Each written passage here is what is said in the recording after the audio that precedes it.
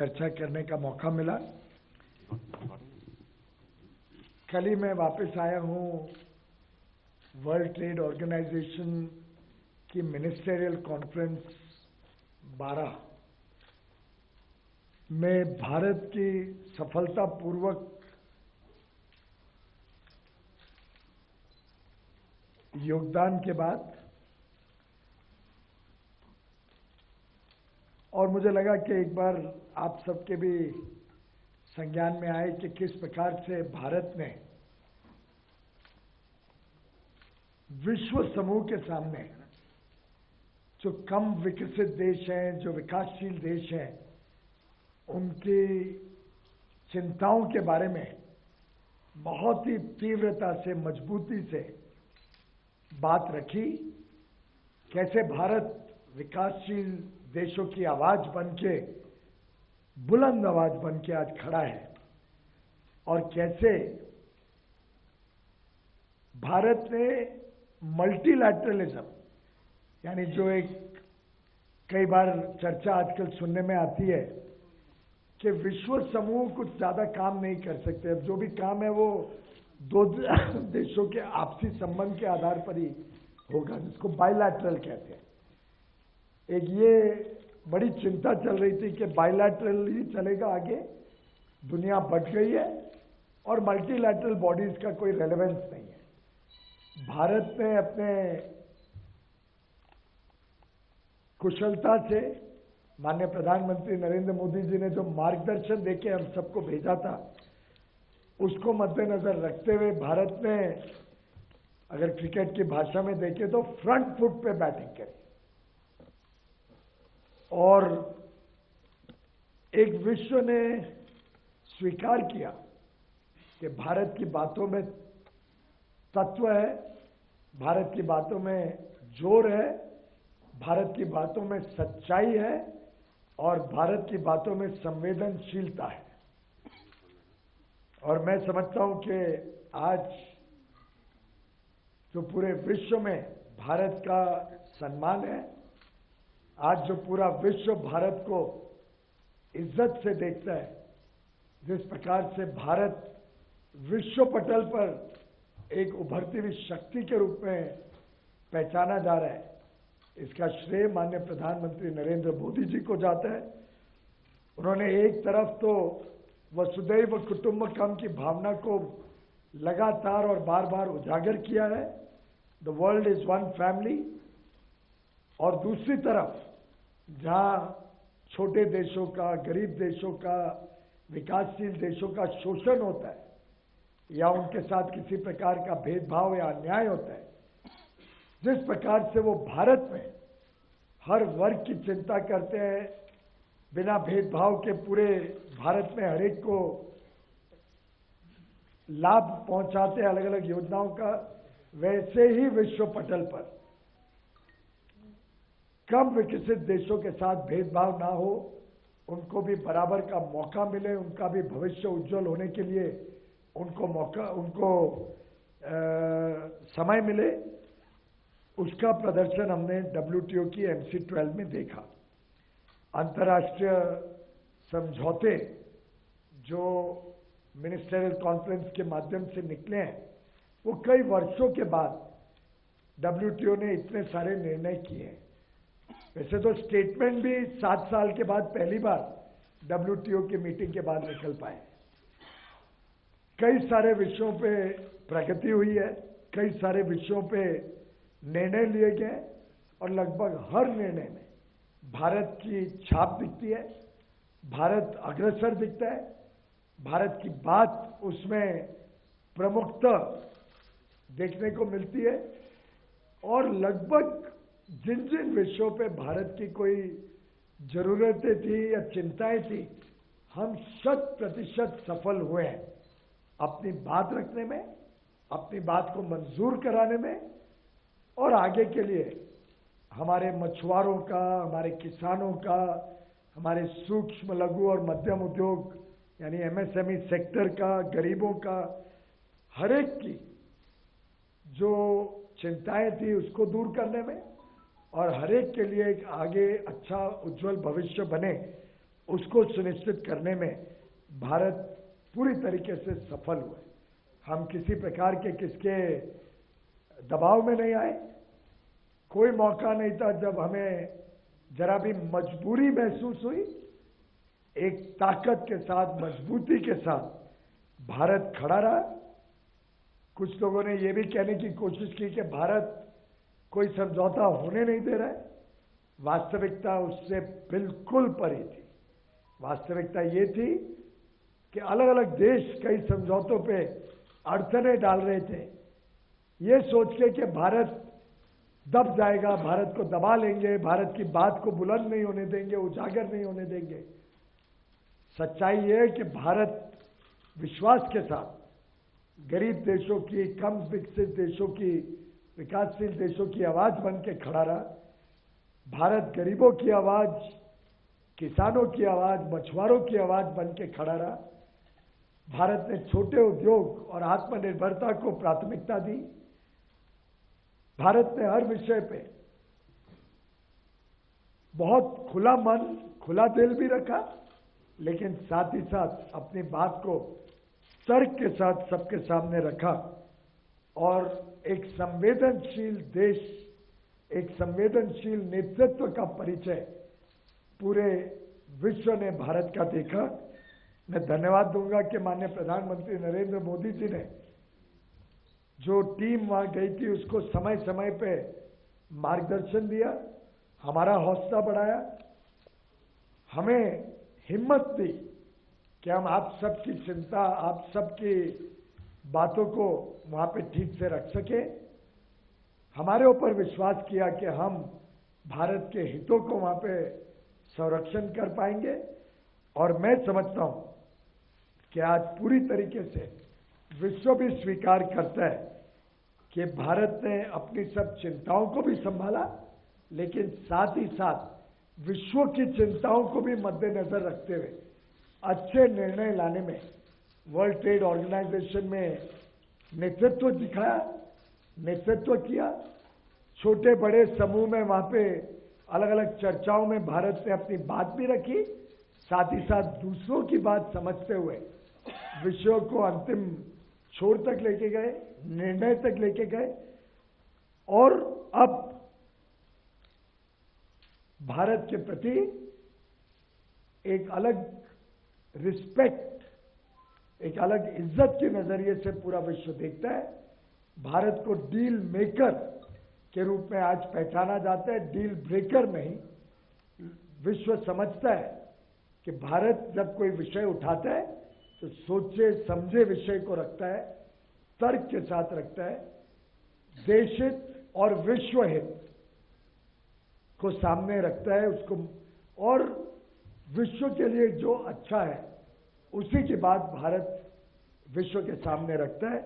मैं समझता हूं आज हर भारतवासी को गौरवित महसूस करना चाहिए। हर भारतवासी का सम्मान किया गया, हर भारतवासी का सर कभी झुकने ना दे, इस प्रकार का भारत का प्रदर्शन डब्ल्यूटीओ में रहा। भारत का सम्मान सर्वोप्रिय और भारत के सम्मान को पुनः एक बार प्रधानमंत्री नरेंद्र मोदी जी के नेतृत्व में हम सफलतापूर्वक और मजबूत करके जिनेवा से लौटे। बहुत बहुत धन्यवाद। Thank you, sir. We will now take questions. Okay, 1, 2, 3. Hi, sir. I'm Kriti from Informist Media. So, sir, in April, I remember you had said.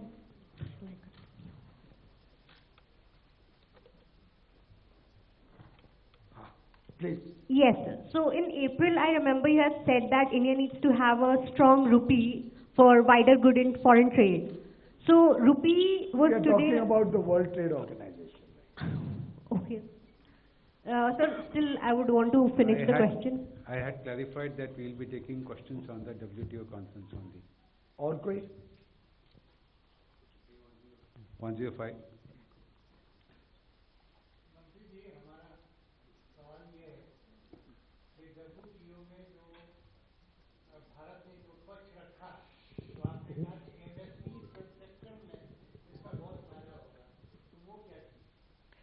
ऐसा है कि अगर WTO सक्सेसफुल नहीं होता तो उसका नुकसान सबसे अधिक MSME सेक्टर को होता है, क्योंकि ग्लोबल रूल्स ऑफ ट्रेड, अंतर्राष्ट्रीय जो व्यापार होता है उसमें MSME के ऊपर विशेष ध्यान दिया जाए, उनकी चिंताओं को विशेष प्रमुखता दी जाए, ये लगभग जरूरी रहता है। और इस बार भी जो आउटकम डॉक्यूमेंट निकला है उसमें हमने MSMEs के प्रति पूरे विश्व में कुछ सहमति बने, पूरे विश्व में प्राथमिकता हो MSME क्षेत्र की, MSME को कुछ प्रायोरिटीज मिले, इस बात के ऊपर वहाँ चर्चा हुई है। और विशेष माइक्रो, स्मॉल और मीडियम साइज एंटरप्राइजेस के लिए जो फाइनल आउटकम डॉक्यूमेंट आया है उसमें प्रावधान किया गया है कि उसके प्रति आगे और चर्चा करके MSMEs को कोई किसी प्रकार का डिस्क्रिमिनेशन ना हो, उनको कैसे प्रायोरिटी मिले व्यापार में, विश्व व्यापार में, उसके ऊपर यहाँ पे आम सहमति बनी है। नंबर 17। फूड सिक्योरिटी के मद्देनजर भारत ने अपनी बात को कैसे रखा और आगे चलते हुए माइक। खाद्य सुरक्षा के मद्देनजर भारत ने अपनी बात को किस तरह से रखा सर, और आगे जाते हुए जो फूड एक्सपोर्ट करना है जो कम विकसित देश हैं उस पर भारत का क्या रुख रहा और विश्व ने कैसे लिया इसे? फूड सिक्योरिटी के दो भाग हैं, एक तो हमारी कृषि से संबंधित है। मुझे आप सबको बताते हुए खुशी होती है कि जो कोशिश हुई थी कि कृषि क्षेत्र में हमारे MSP पे जो हम खरीद करते हैं या जो हमारी पब्लिक स्टॉक होल्डिंग है, इसके ऊपर पुनः विचार किया जाए या चर्चा की जाए और इसके ऊपर एक वर्क प्रोग्राम बनाया जाए, इसको भारत ने पूरी तरीके से ठुकरा दिया।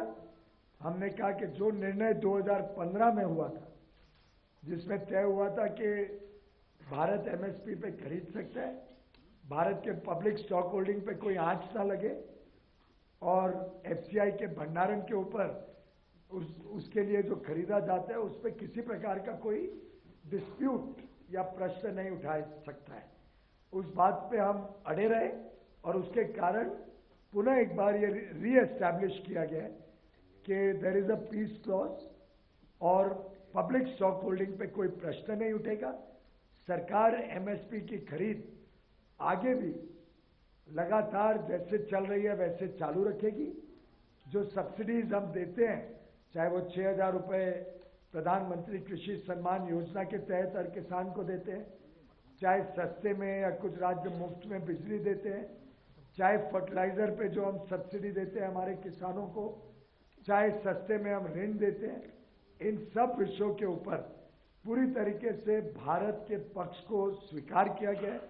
ये सब चीजें चलती रहेंगी और हमारे कृषि क्षेत्र पे कोई आंच ना लगा सके, इसके लिए भारत बहुत मजबूती के साथ खड़ा रहा।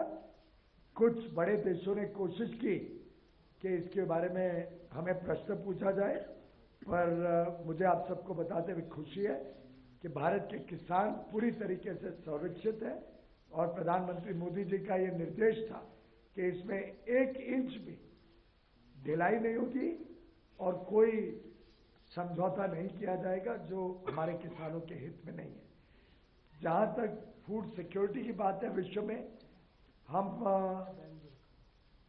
माने जाते हैं विश्व में कि जब भी किधर कोई संकट आता है तो भारत तट पर रहता है लोगों को मदद करने।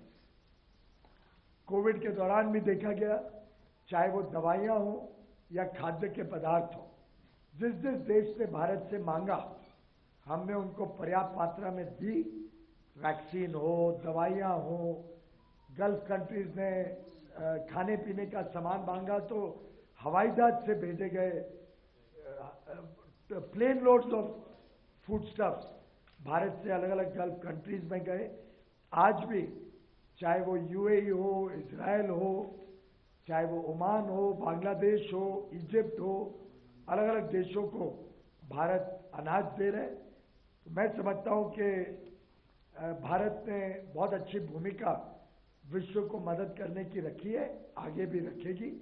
एक करार हुआ है जिसमें अगर कोई निर्यात के ऊपर किसी देश ने रोक लगानी पड़े अपने खुद के दिक्कतों के कारण, तो ऐसी रोक में वर्ल्ड फूड प्रोग्राम जो WFP मदद करता है गरीब देशों की, जिन देशों में तकलीफ है, उसकी जो खरीद होती है उसके ऊपर हम कोई निर्यात पे रोक नहीं लगाएंगे।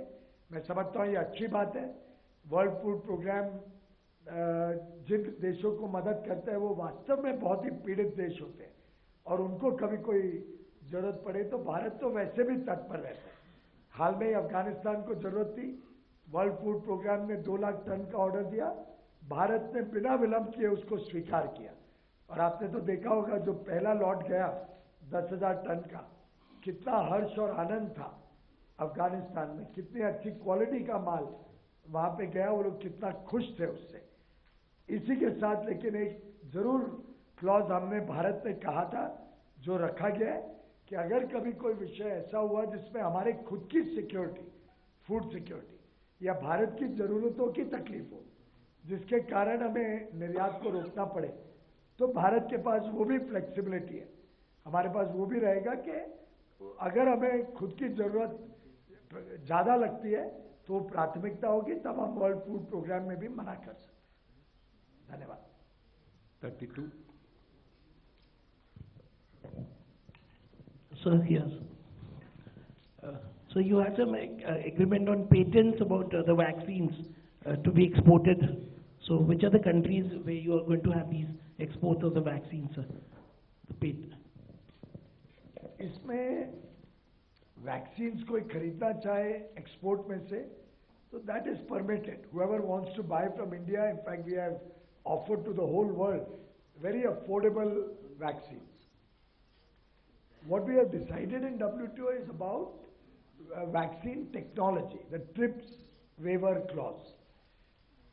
As per international agreements on intellectual property, there are certain restrictions on using the technology of some other company, due to which there is almost a monopoly on the making of vaccines of a few countries and a few companies. Many developing countries were suffering because they did not have enough vaccines. They wanted to set up their own vaccine manufacturing, but they did not have the technology. So we have agreed at the WTO on certain concessions which will enable developing countries to set up vaccine manufacturing facilities related to COVID-19, and those companies which have the vaccine technology will help them in giving the technology and in setting up such vaccine manufacturing facilities. India, of course, has sufficient vaccine manufacturing. We have our own technology. We have our own ability not only to meet the needs of India but of other parts of the world at very affordable prices. So we really did not need that TRIPS waiver at this stage. But as I said earlier, India looks at the wider good of humanity and the wider good of all the countries in the world. So in the interest of the good of countries, let's say in Africa, who want to start manufacturing vaccines, India supported it very strongly, and we will continue to support the less developed countries so that they can become Atmanirbhar in vaccines. Number 86. Yes, sir. Hi, I am Sumit from Beyond TV channel. The question is on some issues now which have been delayed for the next ministerial meeting, which will be discussed then. So can you throw some lights on them, and how confident are you that those will be resolved in the next ministerial meeting? Well, first of all, I think it's important that we celebrate the success of this meeting. The fact that so many outcomes came out, the fact that multilateralism is protected, something which the world had almost written off. And in the beginning of MC12 also, the expectation was of 1 or 2 small decisions. Nobody imagined that we'll come to decision on so many array of subjects. WTO reform, fisheries, how to stop illegal, unregulated or irregular fishing in the deep sea done by certain countries, certainly not India, which doesn't do this deep sea fishing, which is, and we have total reporting of our fishing. So we have come up with several very, very important decisions: the TRIPS waiver, response to the pandemic, addressing concerns of food insecurity, a time-bound work program on extension of electronic transmissions, which earlier every year was taken for granted. 2 years it will get extended. This time while we have extended, we have also put a sunset clause that by December 23 and with a 3-month grace by March 24, final outcome will be there what to do with this moratorium on electronic transmissions, particularly definition, if there should be a tax, whether there can be a global tax, like we have finalized in income tax. If there should be an exemption, what will be the terms and conditions of that extension, which products will be covered, which services will be covered.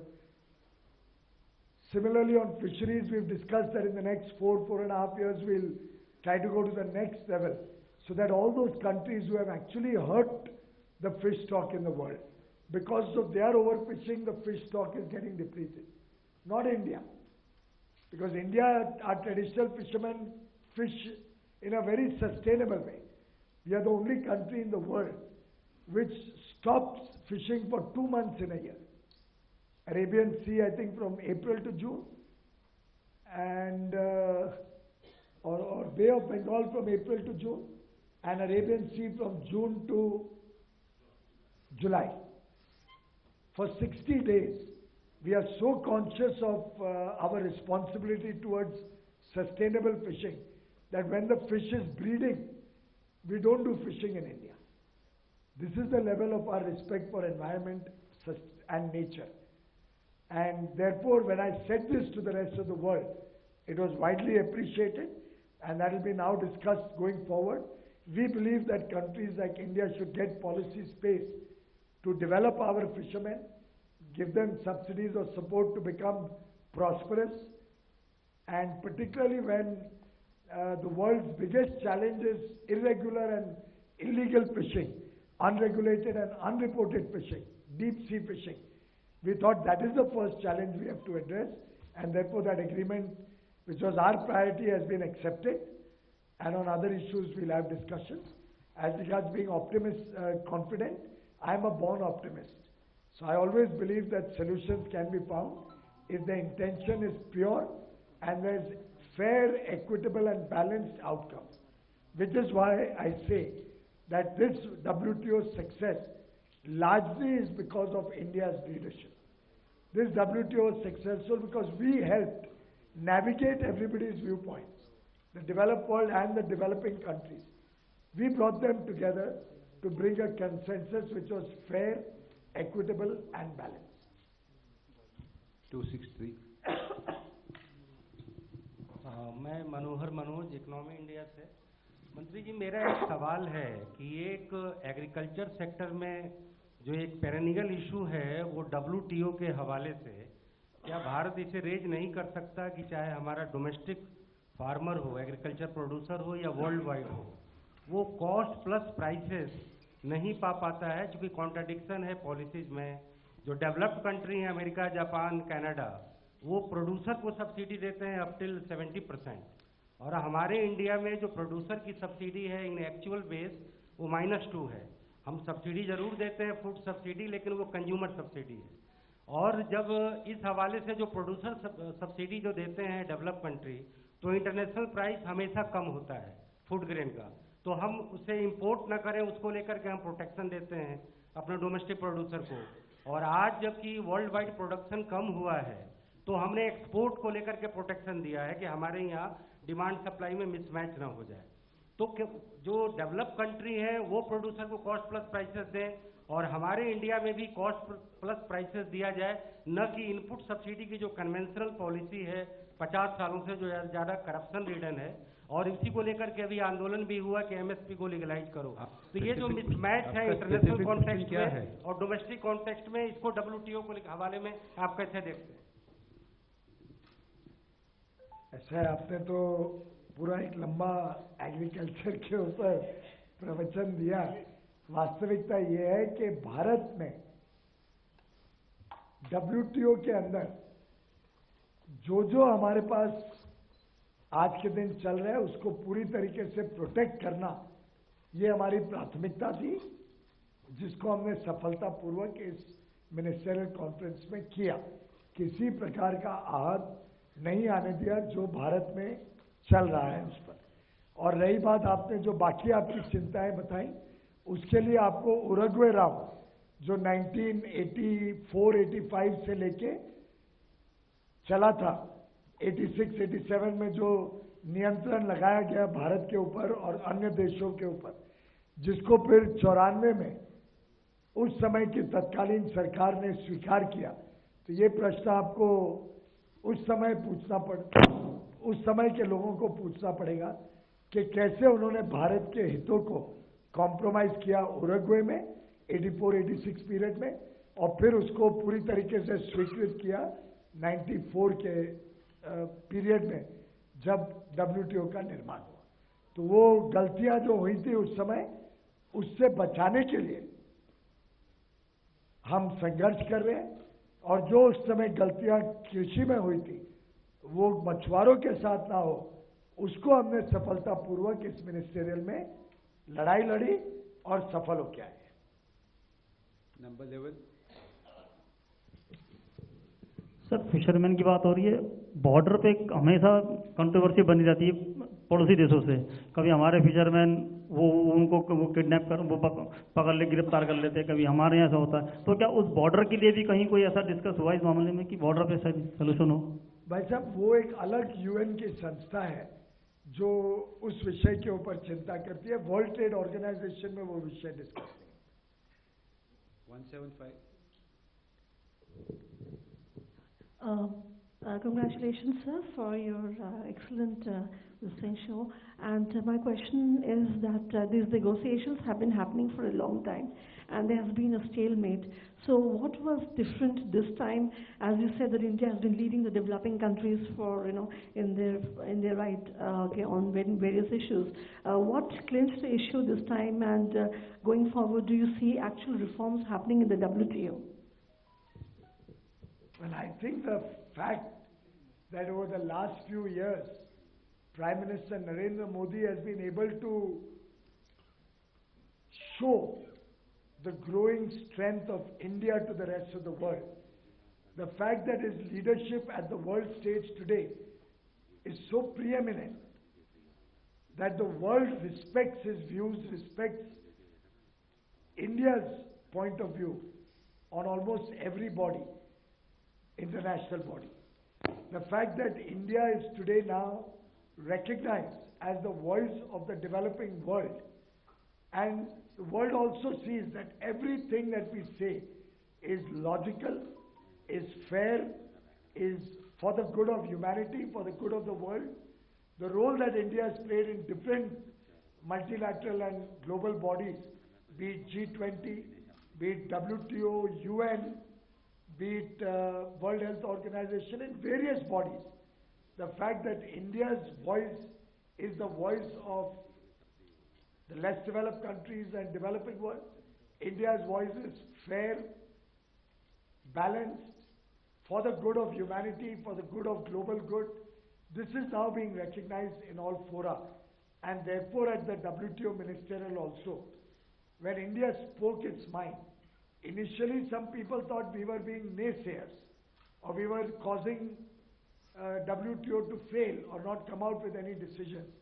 But when we asked them to look at our content, see the merit of it, and talk to us, have a dialogue with us to understand our point of view, I think all the countries realize that what India is saying makes eminent logic and is the right thing to do. And therefore India was able to almost single-handedly achieve consensus in so many different subjects: agriculture, fisheries, WTO reform, response to the pandemic, TRIPS waiver, addressing the issue of food insecurity. So many, the WTO reform I think I mentioned, so many issues on which decisions have been taken, that now everybody is saying that thanks to India, this is probably one of the most successful ministerials that has ever been held in so many years. India's perception has transformed as a country that leads, that brings fairness, that brings balance, that helps bring solutions to the table, and that is the voice of a large section of the world which cannot be ignored. 89. Sir, the current TRIPS agreement which has been reached, what kind of benefit will the domestic pharma industry be able to draw from it? And going forward, when it covers therapeutics and diagnostics as well as is likely to be, what would be the benefits then? And another question, you were also there to restart the EU FTA negotiations, so what kind of ambition are we looking? Well, as regards the TRIPS waiver, it has two parts. One is the current vaccine production for COVID-19, and the second will be that in the next 6 months, hopefully therapeutics and diagnostics will come in. As far as vaccines go, clearly we all know that the country is fully vaccinated almost. We have sufficient types of vaccines. We have the world's first DNA vaccine. We now have an mRNA vaccine. We have a nasal spray. And successfully, India has led the world in vaccines. So for the current strains of COVID-19, frankly, we don't need this TRIPS waiver. We have supported it more for the other developing countries who wish to manufacture vaccines. But God forbid a new strain of COVID-19 comes in. And our scientists, though I'm very confident they'll find a vaccine for that also. But if somebody else finds it before us, then at least in the next 5 years, should a new strain of COVID-19 come, and somebody else finds a vaccine which is not yet available in India, we can use the TRIPS waiver to start manufacturing that vaccine in India also. In the meantime, I have offered to many developing countries and countries around the world that if they want vaccine production in their country, our vaccine manufacturers are ready, willing and happy to support them to set up manufacturing facilities in their countries. In fact, I made a few calls while I was there to talk to my pharma industry and check whether I can make this offer. And they were, as is every Indian, whether businessman or citizen, every Indian always looks at public good. So the company spontaneously said, you can offer our technology and we'll be happy to set up factories anywhere in the world. That is the goodness intrinsic in 135 crore Indians that I was representing there. That Prime Minister Modi had guided me how to put forward our point of view, and therefore we were so successful in getting these results. In the future, once diagnostics, therapeutics come in, should we not have the technology that somebody else has, we can use the TRIPS waiver to start manufacturing it with their technologies in India. And this waiver also helps you for 5 years, from now until 5 years, to export 100% of your production that any country may make using this TRIPS waiver. Otherwise, up to 49% is only allowed in compulsory licensing. After this TRIPS waiver, up to 100% will be allowed. So that, let's say, if a small African country manufactures these vaccines, their own requirement may be very small, but they can sell it to other countries all over Africa after this TRIPS waiver to make it a viable, economically viable scale of operation. As regards the EU-India Free Trade Agreement, I am delighted to share with all of you that on the 17th, we formally started the negotiation process. His Excellency Minister Valdis, the Trade Commissioner of European Union, and I jointly flagged off negotiations. On Thursday, 3 days from now, the European Union team will be landing in Delhi, and we'll be starting our discussions towards equitable and balanced free trade agreement. It's a large market, 27 countries. It's a prosperous market, very many prosperous countries there. We have one of the world's largest trading groups with 27 countries, both in import and export, having a big share of the world market. It will open the doors, we believe, to our textiles, pharma, leather goods, sports goods, some agricultural products. So we have a lot of handlooms, handicrafts. All of these will get a bigger market in Europe. Our exports will increase, and wherever they have strengths, particularly in modern technology or high precision equipment, we will get the benefit of their technologies coming to India. Similarly, services, both sides will get an opportunity to support each other and expand services inter, say, European Union and India. We are, of course, a large provider of services in many European countries. That will get an increased opportunity. In addition to that, we also are looking at an investment agreement and a geographical indicators agreement, so that we respect each other's GIs. As you may be aware, India has probably amongst the world's highest number of GIs. So our GI products will get protection and bigger markets in European Union. We will also get larger flow of investments from Europe. Europe is a very prosperous country with large pool of investment surplus and capital.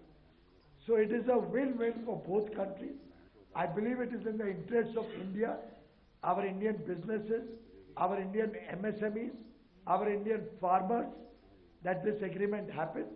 It will also be good for Indian consumers, because our Indian consumers will get high quality products, and that will encourage India also to improve the quality of manufacturing in India as we move more and more towards global standards, which I'm sure you will recall Prime Minister Modi has been saying, I have been saying, all of us have been saying on different fora that India should be recognized in the world as a global producer of quality goods at affordable prices. If there are no further questions, we'll close the press conference now. Okay. Thank Last you. question.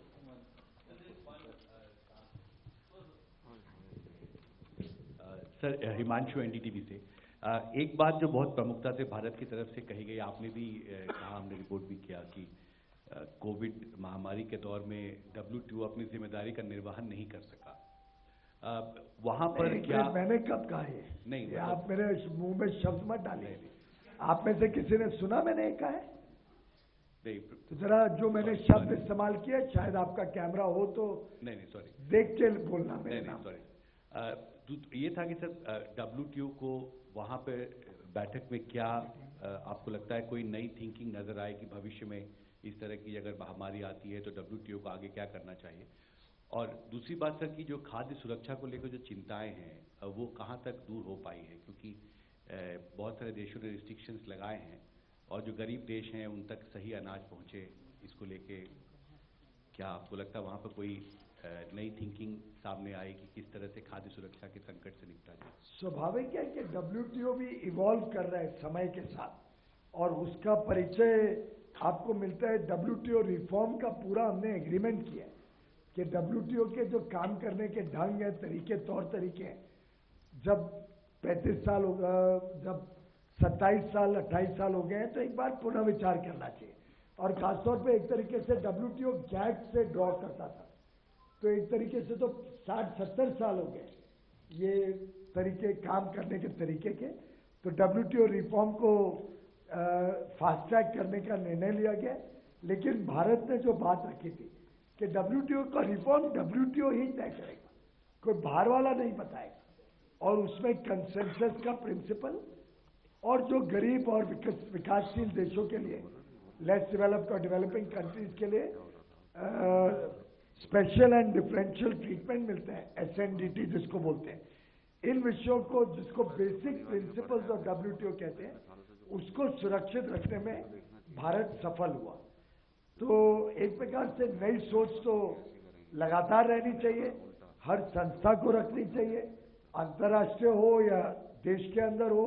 नई सोच को ही हमारी सरकार भी बराबर लगातार उजागर करती रहती है। मैं समझता हूँ हमारे पत्रकार बंधुओं में भी समय समय पर नई सोच आती होगी। आप लोग भी इवॉल्व करते हो समय के साथ। एक जमाने में सिर्फ प्रिंट होता था, प्रिंट से पहले तो रेडियो था, रेडियो से प्रिंट, प्रिंट से टेलीविजन, अब सोशल मीडिया, डिजिटल, आगे पता नहीं आप लोग नया कुछ और भी तरीके लाओगे। तो ये तो दुनिया में वो पुराना एक कहावत है ना, the only constant is change. तो WTO भी is always going to look for changing for the better. अब उसको एक फॉर्मल स्ट्रक्चर में डाल दिए। और जहां तक खाद्य सुरक्षा की बात है, इस पे बहुत विस्तार से वहां चर्चाएं हुई है। भारत का जो रोल है वो बड़ा ही सराहनीय रहा है। कई देशों ने भारत की तारीफ की और कई देश जिनको भारत समय समय पे मदद करते रहता है, उन्होंने मुझे व्यक्तिगत तौर पे और बैठकों में भी बहुत अच्छे शब्दों में माननीय प्रधानमंत्री मोदी जी और भारत के लोगों की को धन्यवाद भी दिया। मुझे एक मंत्री ने तो एक मैसेज भेजा, शायद मैंने अभी इरेज कर दिया हो, मैं नाम नहीं लूंगा, ये सब हमारे आपस की होती है। गल्फ का एक बहुत बड़ा देश है, बहुत समृद्ध देश है, जिसके ट्रेड मिनिस्टर ने मीटिंग के बाद वो US चले गए, वहां से मुझे मैसेज भेजा, $1 million थैंक्स। बस इतने ही शब्द थे, 3 ही शब्द थे, $1 million thanks, but that says it all. Thank you. Thank you very much, sir. We close the press conference now. Thank you, friends.